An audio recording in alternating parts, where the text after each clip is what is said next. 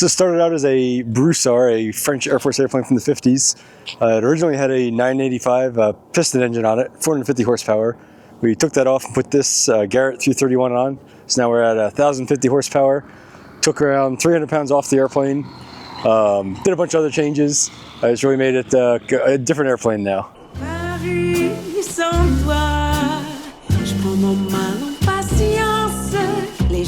Today on the Plane Crazy channel, a vintage French airplane gets a radical turbine conversion and a major facelift. It's a beast. It is. I'm watching you on the landings and takeoffs, and you're like, what, about 350-ish?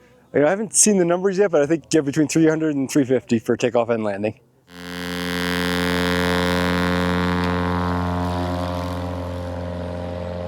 I saw this airplane recently at the Oregon Trail Stoll Competition in Ontario, Oregon. Hey Dell, how much that thing weighs? 6,000 gross, 2,600 or 3,600 empty. Okay. It's not able to compete with the other airplanes because it's too big and has too much power. This was really, you engineered basically an entirely different airplane. This is experimental, isn't it? It is experimental. There isn't much on this airplane that hasn't changed. Between the wing, the landing gear, the doors, the instrument panel, the engine, everything's kind of been touched in one way or the other. I had a stock one of these airplanes and it was great, but in the summer up at higher elevations it was a little underpowered, so we fixed that. I'm going to pause the video here for just 1 second. If the name Dell Coller sounds familiar, he was the mastermind behind that Yak 110. Two Yak 55 fuselages mated together, twin radial engines, fully aerobatic, and powered as well by a GE jet engine. Who do you fly with? Because who's going to be able to keep up with you? That's a good one. Everybody just gets in here. I like that. I imagine you've increased the length of the aircraft too. That's right. The original propeller probably sat about here. So the nose is, what's that, about 5 feet longer than it was before. Yeah. Same distance back to the tail. On the tail there's a third vertical and rudder to help with the yaw stability. We've got different wheels and brakes. We've got float fitting, so we can put it on floats if we want to. Obviously the turboprop with the big exhaust out the bottom. I think it's a 14-inch diameter exhaust tube. Kind of changed the windows to make them a little more clear and easy to see out of.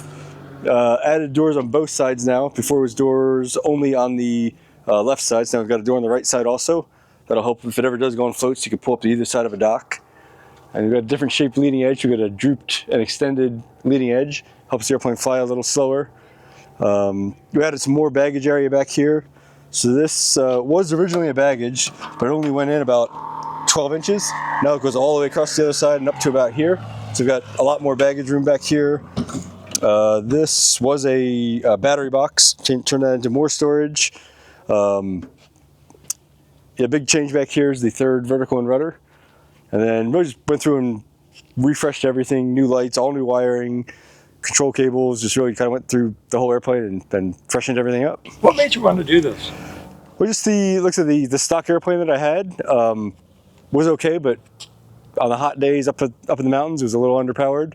And I wanted something that I could go into just about any airport anytime, and now we have that. Horsepower, fuel burn? It's 1,050 horsepower combined. It's some of that's on the prop and some of that's with the exhaust coming out of the turbine. So combined, an equivalent of 1,050 horsepower. Burning in cruise about 45 gallons an hour. It sounds like a lot, but it actually gets the same dollars per mile as the stock airplane. We're burning more fuel per hour. We're going a lot faster, and jet fuel is cheaper, so it costs the same to go from any one place to the other. Been at cruise speed up at 17,500 feet, seeing 192 knots true airspeed. So it's pretty good for an airplane that can land in 300 feet. Stall speed? It's about 47. Is there a comparison? I mean, it looks a lot like a Pilatus. Yeah, but the Pilatus or maybe the Turbine Beaver would be something comparable. Okay. Yep. And what's your useful load? About 2,000 pounds, a little over 2,000 pounds. You first said you wanted to do this. Anybody say you're crazy? Why? Why not just get a Pilatus? Why not just get a Beaver? You know, I kind of just started doing it. Didn't really consult anybody, didn't ask for permission, just got into it and got started. It's a top-notch build, and it's a Garrett. Garrett, Garrett. 331. Why'd you go Garrett versus a Pratt & Whitney? A couple reasons. I didn't want the exhaust necessarily going by the doors because I want to be able to open the doors in flight. So the Garrett with the single exhaust, I could put it out one side or the other or the bottom, so you don't have exhaust next to the doors. They tend to be more fuel efficient, so that's a good thing. They're more likely to make TBO than the PT6. You know, all around it's a great engine. So inside we've got quite a bit of room. We can do either cargo back here. I could fit a sheet of plywood back here, like to give you an idea of the size, or 2 seats or 4 seats, so 6 passengers total. Then up front we've got a Garmin avionics package that's working really well.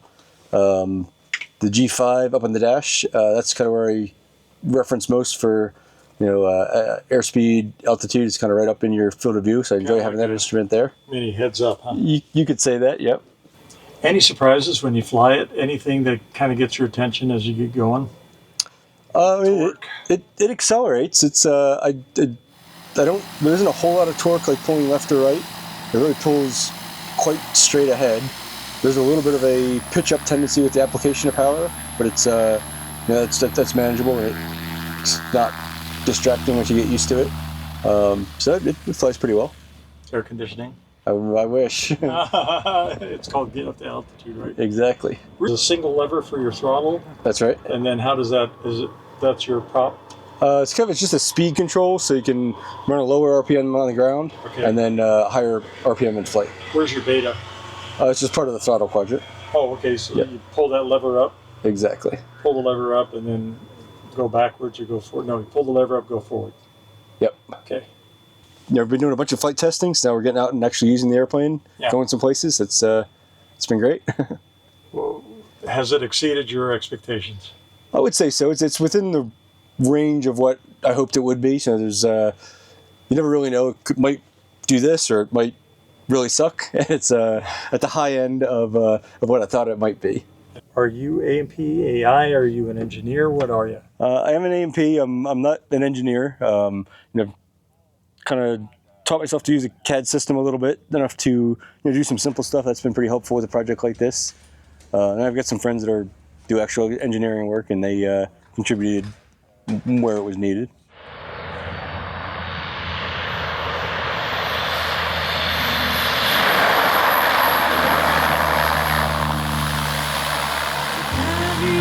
Sans toi, je prends mon mal patience. Les jours passent sans toi. Je n'y peux rien, j'y pense.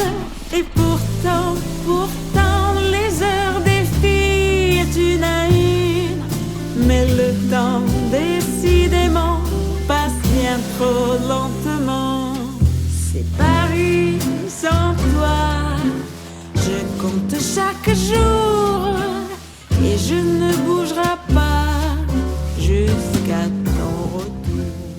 By the way, this 1956 French Broussard is the only airplane in the world of its kind with a turboprop engine.